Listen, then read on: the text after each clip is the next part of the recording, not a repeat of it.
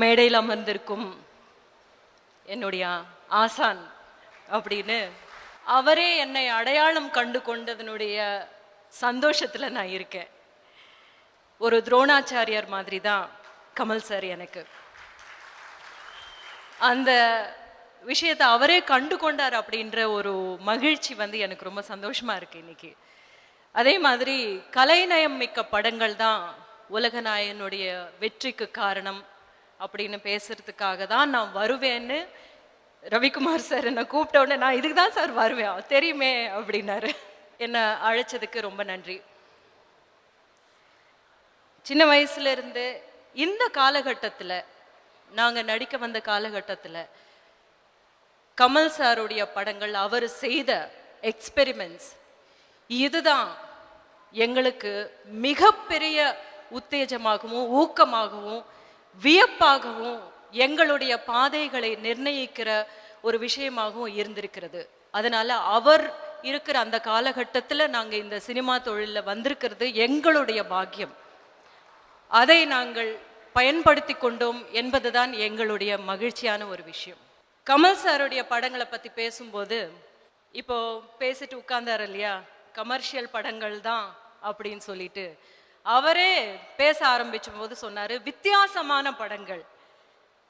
அவர்களே குறிக்கோள் காமிச்சு பேசுற விஷயங்கள் என்னன்னா வித்தியாசமான படங்கள். வெள்ளையா ஒரு அழகான ஒரு உருவத்துல பாக்குறோம், பக்கத்துல பார்த்தா கருப்பா ஒருத்தர் குணா கேரக்டர்ல உட்கார்ந்துருக்காரு அப்படின்னு. இதையெல்லாம் சாத்தியமாக்கியது அவர் தன்னை கலைநயம் மிக்க படங்களில் அர்ப்பணித்து கொண்டதுனாலே தான்.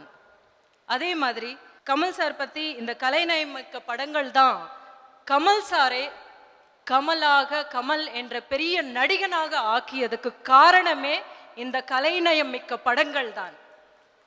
அதுக்கு 4 விஷயங்கள் சொல்லணும்னு நினைக்கிறேன். கமர்ஷியலா ஹிட் கொடுத்துட்டா ஒரு ஹீரோ என்ன நினைப்பாருன்னா அடுத்தடுத்து அதே மாதிரி படங்கள் பண்ணணும் அப்படின்னு நினைப்பாங்க. எப்பவுமே நம்ம அதை தான் பார்த்துட்டு இருக்கோம்.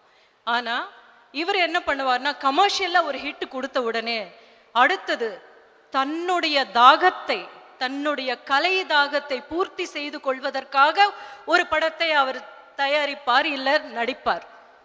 அதனாலதான் நம்மளுக்கு கலைஞன் மாதிரி படம் வரும்போது மகாநதி மாதிரி ஒரு படம் வரும். அது எதுக்காகன்னு சொன்னா அவருடைய இதயம் துடிக்கிறதே கலைக்காக தான்.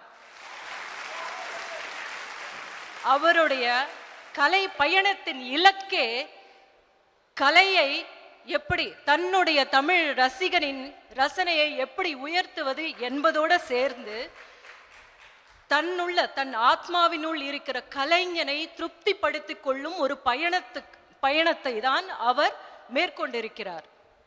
அந்த பயணத்தின் இலக்கை சேருவதற்காக அவருக்கு வழிச்செலவுக்காக, பெட்ரோல் போட்டுக்கிறதுக்காக ஒரு சகல கலா வல்லவன், ஒரு வசூல் ராஜா தேவைப்பட்டாங்க, உதவி செஞ்சாங்க.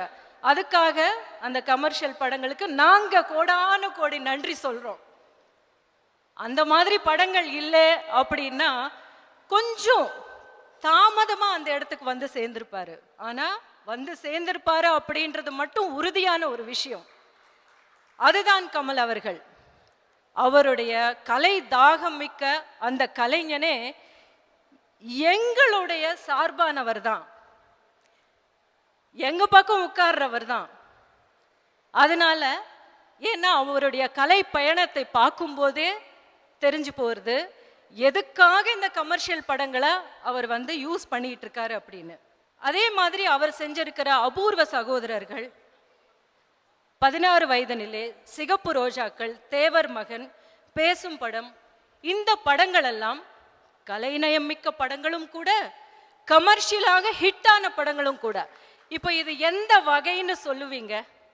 அவர் கமர்ஷியலாக ஹிட்டான படங்களில் கூட கலை இல்லாமல் அவர் நடித்ததே இல்லை, இயங்கியதே இல்லை. அப்படின்ற போது